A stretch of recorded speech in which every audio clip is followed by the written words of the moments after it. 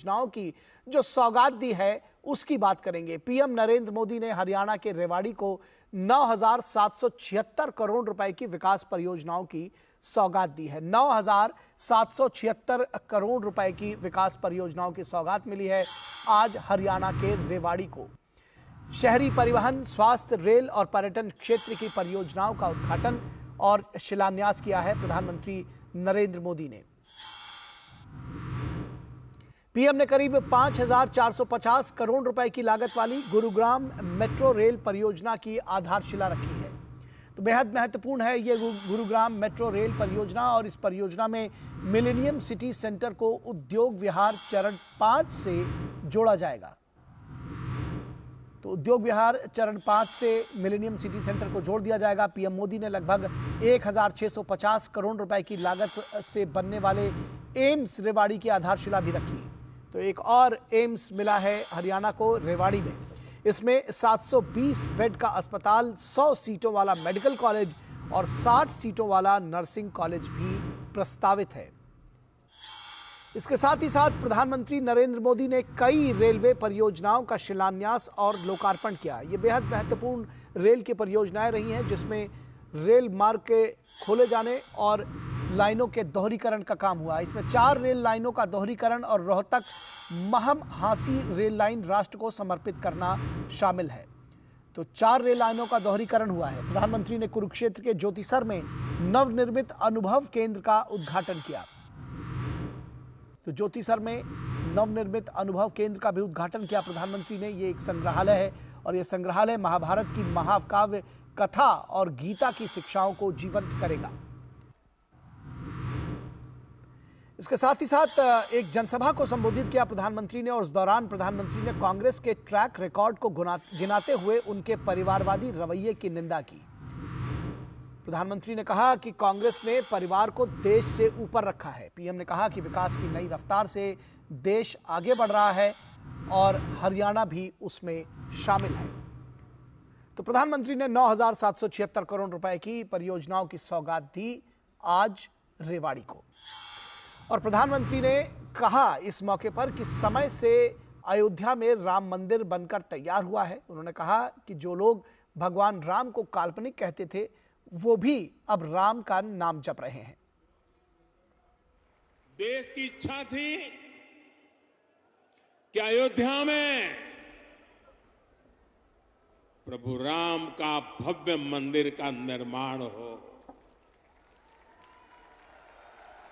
आज पूरा देश भव्य राम मंदिर में विराजे राम लला के दर्शन कर रहा है। और तो और कांग्रेस के लोग, जो लोग हमारे भगवान राम को काल्पनिक बताते थे, जो कभी नहीं चाहते थे कि अयोध्या में प्रभु राम का मंदिर बने, वो भी अब जय सिया राम बोलने लगे हैं। और इस मौके पर प्रधानमंत्री ने कांग्रेस के ट्रैक रिकॉर्ड को गिनाया और उनके परिवारवादी रवैये की निंदा की। कांग्रेस का ट्रैक रिकॉर्ड सिर्फ एक परिवार के हित को देश और देशवासियों के हित से ऊपर रखने का है। कांग्रेस का ट्रैक रिकॉर्ड इतिहास के सबसे बड़े घोटालों का है। कांग्रेस का ट्रैक रिकॉर्ड आतंकवाद और अलगाववाद को बढ़ावा देने का है। कांग्रेस का ट्रैक रिकॉर्ड सेना और सैनिक दोनों को कमजोर करने का है। ये बातें याद रखनी जरूरी है, क्योंकि आज भी कांग्रेस की टीम वही है, नेता वही है, नीयत वही है और उन सब की निष्ठा एक ही परिवार के लिए है। और इस पूरी खबर पर बातचीत करने के लिए रुक करेंगे हरियाणा के रेवाड़ी का, जहां हमारे संवाददाता राजेश राज इस वक्त मौजूद है। राजेश, सबसे पहले तो इन परियोजनाओं के बारे में बताइए, किस तरह से ये हरियाणा के विकास की एक नई गाथा लिखेंगी? देखिए, जो गुरुग्राम लोकसभा क्षेत्र पड़ता है निखिल, इसमें 3 जिले आते हैं, गुरुग्राम, रेवाड़ी और नूह। इन 3 जिलों से मिलकर एक लोकसभा क्षेत्र बना है गुरुग्राम, जहां पर एम्स की मांग जो है एक बहुप्रतीक्षित मांग थी और लगातार यहां की जनता जो है इस मामले को उठा रही थी कि उन्हें इलाज के लिए या तो जयपुर का रुख करना पड़ता है या रोहतक जाना पड़ता है या फिर हम दिल्ली जाते हैं और गुरुग्राम में घंटों जाम में फंसे होते हैं, जिसकी वजह से कई बार मरीजों की जान भी चली जाती थी और लोग एम्स दिल्ली पहुंचते पहुंचते दम तोड़ देते थे। इस तमाम तरह की जो समस्याएं थी, इससे निजात दिलाने के लिए प्रधानमंत्री नरेंद्र मोदी ने तमाम पेचीदगियों को दूर करते हुए, तमाम आशंकाओं को दूर करते हुए रेवाड़ी एम्स का शिलान्यास किया है, जो न सिर्फ हरियाणा के लिए बल्कि पड़ोसी राज्य राजस्थान और उत्तर प्रदेश की सीमा से सटा हुआ यह इलाका है। यहाँ पर कहीं ना कहीं इन दोनों राज्यों को भी इसका फायदा मिलेगा और हरियाणा के जो लोग हैं वो आराम से इलाज करा पाएंगे। और सिर्फ अस्पताल की सुविधा नहीं होगी, इसमें मेडिकल कॉलेज भी होगा, लगभग 700 से ज़्यादा बेड इसमें होंगे, नर्सिंग कॉलेज होंगे, मेडिकल कॉलेज होंगे और अन्य तरह की जो तमाम जो सुविधाएं हैं उन सुविधाओं को इसमें बहाल किया जाएगा। सुपर स्पेशलिटी हॉस्पिटल हम कह सकते हैं, जिसमें अत्याधुनिक सुविधाएं मौजूद होंगी, मरीजों को अपनी जान गंवानी नहीं पड़ेगी। साथ ही गुरुग्राम को आपने देखा कि दिल्ली से गुड़गांव तक की जो यात्रा लोग मेट्रो से तो कर लेते थे, लेकिन जो रूरल जो एरिया था, जो ओल्ड गुड़गावा, जैसा कल राव इंद्रजीत सिंह जो सांसद हैं गुरुग्राम के और केंद्रीय मंत्री भी, उन्होंने कहा कि ओल्ड गुड़गावा जिसको कहते थे हम, वह ओल्ड गुड़गावा को मेट्रो की सौगात जो है मिल रही है, जिससे ग्रामीण क्षेत्र के जो लोग हैं वो भी आराम से गुड़गांव की चकाचौंध को देखने के लिए पहुंचेंगे। और किसी भी देश की जो प्रगति है निखिल, वह कनेक्टिविटी के मोर्चे पर ही आकर समृद्ध होती है। यह देखा जाता है कि हाईवेज, रोडवेज, मेट्रोवेज, रेलवेज, तमाम तरह की जो सुविधाएं हैं की भी परियोजनाओं का चार जो कम से कम रेलखंड है उनको दोहरीकरण किया गया है और जो तमाम योजनाएं हैं। थोड़ी सी सियासत की बात कर लें, आपसे ये जानना चाह रहे थे, जिस तरह से कांग्रेस पर सीधा हमला बोला परिवारवाद पे, एक चिट्ठी लिखी है सोनिया गांधी ने रायबरेली में अपने परिवार को मदद करने के लिए,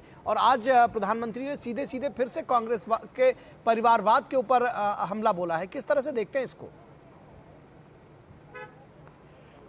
देखिए, बहुत महत्वपूर्ण चुटकी उन्होंने ली और उन्होंने इस बात का भी जिक्र किया जब प्रधानमंत्री पद के उम्मीदवार 2013 में वो घोषित किए गए, दिल्ली के रामलीला मैदान में जो राष्ट्रीय कार्यकारिणी और राष्ट्रीय परिषद की बैठक हुई थी, उसमें जब प्रधानमंत्री पद के नाम का उद्घोष हुआ था, जब चुनाव में कूदने की बात हुई थी, उसके बाद जो पहली उनकी यात्रा हुई थी वो रेवाड़ी की हुई थी, जिसका जिक्र प्रधानमंत्री ने यहाँ पर करके रेवाड़ी के लोगों को भावुक बना दिया और कहा कि रेवाड़ी से उनका नाता रिश्ता बहुत ही पुराना रहा है। प्रधानमंत्री का सिर्फ ये उद्घोष था और उसके बाद लोग नारे लगाने लगे, अब की बार 400 पार, और ये नारे काफी देर तक लगते रहे। जय सिया राम, जय श्री राम के भी नारे लगे और प्रधानमंत्री ने इसी पर चुटकी ली कि कल तक जो लोग मजाक उड़ाया करते थे, आज वो भी जय सिया राम के नारे लगा रहे हैं। और इसी संदर्भ में उन्होंने कांग्रेस का जिक्र किया और कहा कि कांग्रेस में परिवारवाद की जो पराकाष्ठा है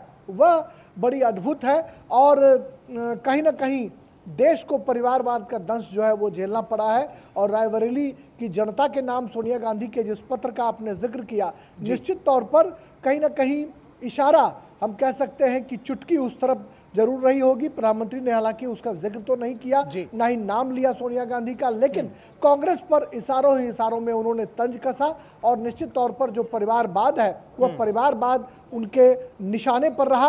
और हरियाणा के डेवलपमेंट की बात भी उन्होंने की और कहा कि जो पूरी सियासत है हरियाणा की, वह कहीं ना कहीं एक डेवलपमेंट की सियासत रही है और हरियाणा विकास के पथ पर अग्रसर होकर आगे बढ़ता, आगे निकलता हुआ दिखाई पड़ रहा है।